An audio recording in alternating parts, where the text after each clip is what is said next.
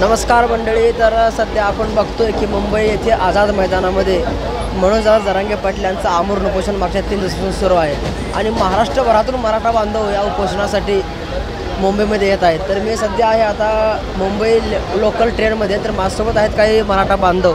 नमस्कार. नमस्कार. जय जिजाऊ. नाव सांगा. मी दगडू भरकड, किनवट तालुका, नांदेड जिल्हा येथून आलेला आहो. आपले मागच्या 3 दिवसात गैरसोय वगैरे झालं नाही? गैरसोय झाली नाही का? नाही, मागच्या 3 दिवसापासून तर भरपूर गैरसोय झाली.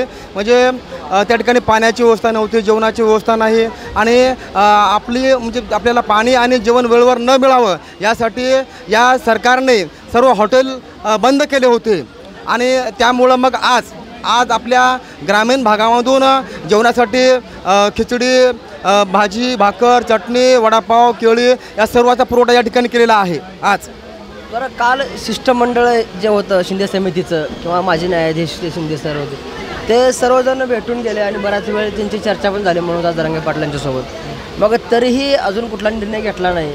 काय वाटतं आपल्याला, काय कारण असतं? बरोबर आहे. तर आपण जर बघितलं मराठा आरक्षणाचा इतिहास तर वारंवार अशाच पद्धतीनं ज्यावेळेस आंदोलन होते तर त्यावेळेस शासन आणि शासनाचे प्रतिनिधी किंवा समिती येते आणि मग तुम्ही आम्हाला 6 महिन्याचा वेळ द्या, 2 महिन्याचा वेळ द्या आणि नंतर आम्ही करू. पण त्यांना 1-1 वर्षाचा 2-2 वर्षाचा वेळ मिळतो. मग या वेळेमध्ये ते का करत नाहीत? त्यांना फक्त चालढकल करायचं आहे आणि या भाजप आणि या देवेंद्र फडणवीस यांना आपल्या मराठा समाजाला आपली न्याय मागणी आणि संविधानिक मागणी असून देखील त्यांना आरक्षण द्यायचं नाही, ही गोष्ट यावरून आपल्याला सिद्ध होते.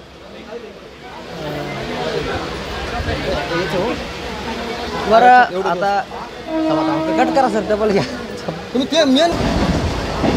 बरं, आता एवढ्या वर्षामध्ये मराठा समाजचे एवढे आमदार होते, एवढे खासदार होते, एवढे मुख्यमंत्री होते, मग तरीही मराठा समाज आरक्षणापासून वंचित का राहिला? काय वाटतं आपल्याला? आपण जर बघितलं महाराष्ट्रामध्ये बहुसंख्याक मराठा समाज आहे आणि अण्णासाहेब पाटील यांनी अशाच पद्धतीनं 1982ला मुंबई येथे आरक्षण मिळवण्यासाठी संपूर्ण महाराष्ट्रातून समाज बांधव आले होते आणि त्यांची शासनाने फसवणूक केली. म्हणून 23 मार्च 1982ला त्यांनी गोळी झाडून मराठा आरक्षणासाठी आपलं बलिदान दिलं.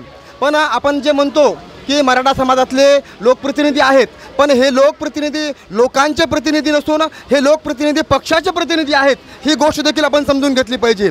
आणि लोकांना असं वाटते की हे शरद पवार मराठ्यांचे होते, त्यांनी एवढे 50-60 वर्ष सत्ता भोगली, मग त्यांनी आरक्षण का नाही दिलं? तर शरद पवार मराठा समाजाला आरक्षण मिळावं यासाठी सुरुवातीपासूनच त्यांची नकारात्मक भूमिका आहे, हे देखील आपण या ठिकाणी समजून घेतलं पाहिजे. आणि आज आपण जर बघितलं, आज तरी त्यांची कुठं ठोस भूमिका आहे की मराठा समाजाला ओबीसी प्रवर्गातून आरक्षण मिळावं, मग त्यांची आजही नकारात्मक भूमिका आहे. आणि जर शरद पवारांना असं वाटत असेल की मराठा समाजाला आरक्षण मिळावं तर त्यांनी आज ठोस भूमिका घेणं अत्यंत गरजेचं आहे. आणि जे मराठा समाजातले आमदार, खासदार, लोकप्रतिनिधी आहेत, मंत्री आहेत, तर त्या सर्वांनीच या ठिकाणी आत्तापर्यंत फक्त मराठा समाजाचा आपल्या मतासाठी, राजकारणासाठी वापर करून घेतला, पण प्रत्यक्ष समाजाचं भलं व्हावं. जे गोरगरीब, आज आपण जर बघितलं मराठा समाजातले खूप मुलं दुकानामध्ये नोकर आहेत, हॉटेलमध्ये काम करतात, पुणे मुंबईसारख्या ठिकाणी त्या ठिकाणी हमालीचं काम करतात. म्हणजे मराठा समाज हा खरोखरच सामाजिक, आर्थिक, शैक्षणिकदृष्ट्या मागासलेला आहे.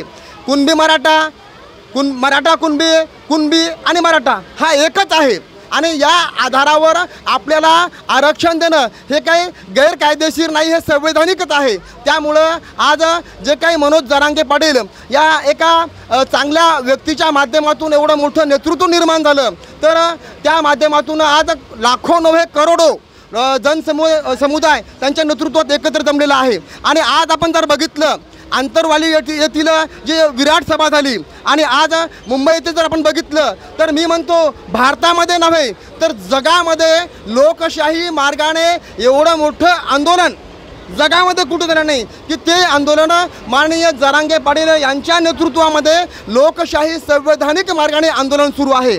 आणि आपल्या महाराष्ट्राचे जे मुख्यमंत्री आहेत देवेंद्र फडणवीस, त्यांना आमच्या सर्व आंदोलकांची विनंती आहे की जरांगे पाटलांची प्रकृती खालावत चाललेली आहे आणि त्यामुळे त्यांनी लवकरात लवकर सकारात्मक निर्णय घ्यावा, अन्यथा त्यांना जे काही नंतर दुष्परिणाम होतील त्या दुष्परिणामांना मराठा समाजाच्या रोषाला सामोरं जावं लागेल.